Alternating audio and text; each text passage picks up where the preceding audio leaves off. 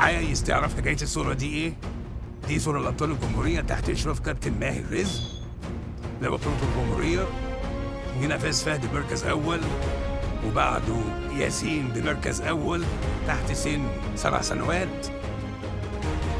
وهنا بيستعد لؤي للماتش بتاعه علشان يدخل ويجيب مركز أول.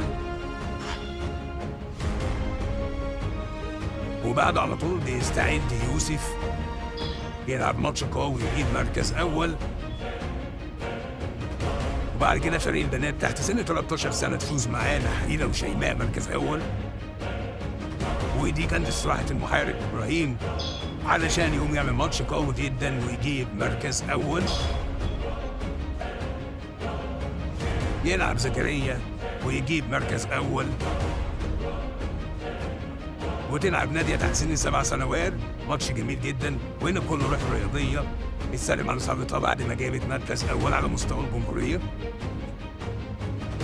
تحت إشراف كابتن ماهر رزق. هيكون التدريب في جيم الفهد الدهلي وجيم الإمبراطور بالغلامية. ودي كانت حكاية الصورة دي. انضموا لفريق الأبطال.